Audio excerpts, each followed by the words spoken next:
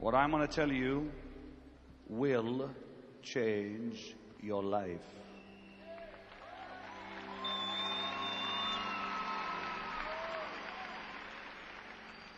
I want you all to sit there and I want you all to listen to what I believe is the greatest message for the hour. There is no greater. When I was just about 19 years old, I heard a similar message by Lorne Cunningham that changed my life.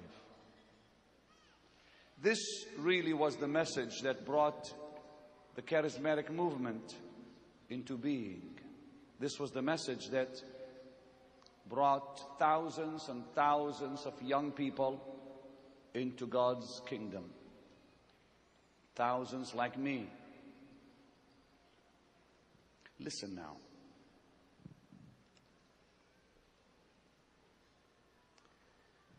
And Ben-Hadad, the king of Syria, gathered all his hosts together,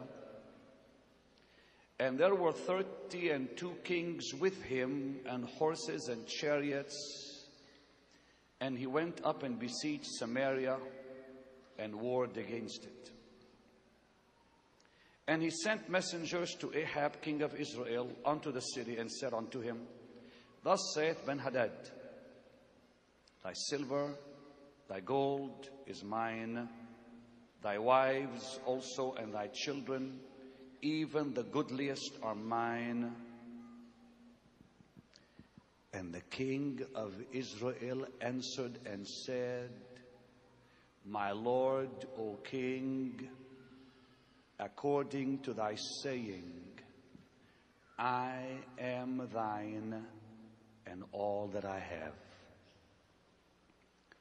A wicked king named Ahab tells his deadliest enemy, the king of Syria, all that I am and all that I have is yours.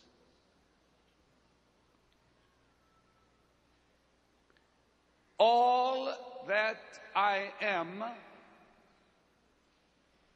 all that I have is yours. He said these words because the king of Syria was stronger than he. He said these words because the king of Syria came with 32 kings with him. 32 kings against one man. He had no choice but to say, all I have is yours. Our Heavenly Father has not come and said, your silver is mine, your gold is mine, you better give me your life. He didn't bring 32 kings with him threatening your life unless you obey what he said. King Ben-Hadad said, you do it or you die. You give me your life or you die. Our blessed Lord has never and will never threaten you. Our blessed Lord will never, ever, ever come and say, you do it, or He gives you the choice. Ahab had no choice. He said, you give me your life or I will destroy you. Our Heavenly Father will never threaten us. If wicked King Ahab can say such a thing to his enemy, how much more should we say it to our Heavenly Father? All that I am, all I have is yours. These words, if you can pray that and mean it, will change your life and drive every devil away from you.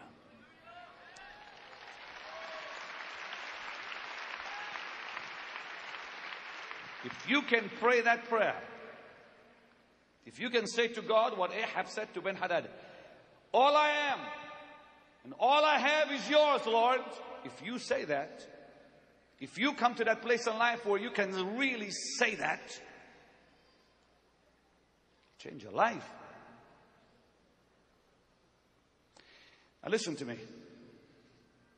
The Christian life is a life of surrender, total commitment, total surrender.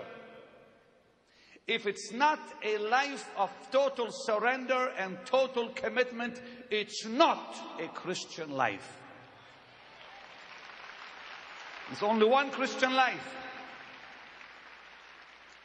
The Christian life is a life of total commitment and total surrender and total obedience to God.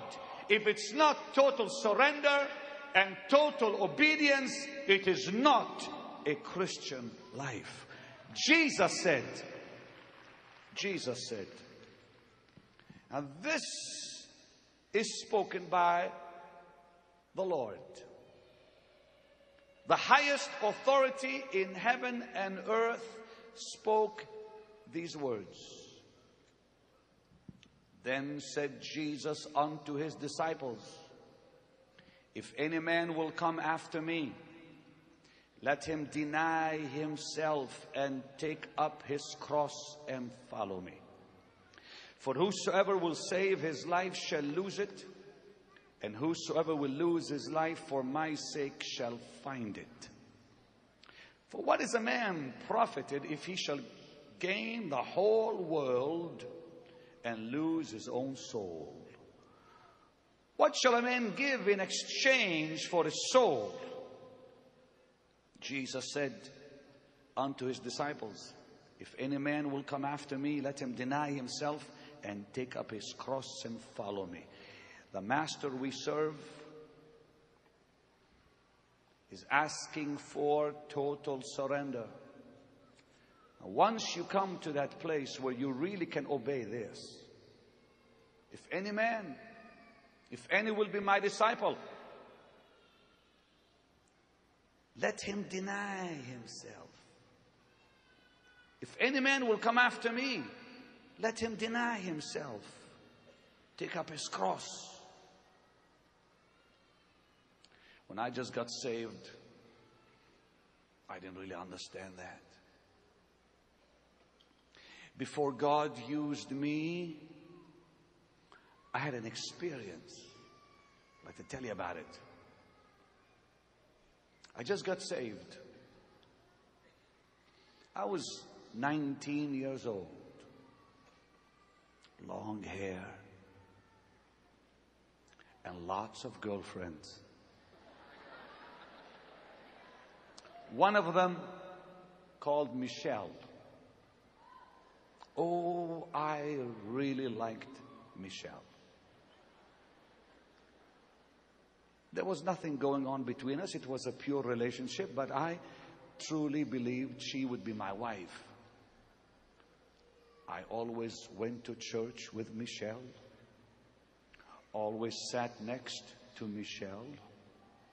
Always prayed with Michelle. I even danced in Trafalgar Square with Michelle. I took Michelle on a beautiful canoe on Lake Geneva. I mean, I was head over heels in love with this girl. I'm sitting in the car. A Chevy. Old, broken down Chevy. Jim Pointer and Marianne were sitting up front. He's driving. She's next to him. And the Lord begins to ask me. Just out of the blue. I knew his voice. I knew in my heart God was going to use me. Did not know how. Did not know when. And so he said, will you give this up? Yep. This? Yep. He went down the list and I went along with him. Yep. Till he came to Michelle. Will you give up Michelle? No.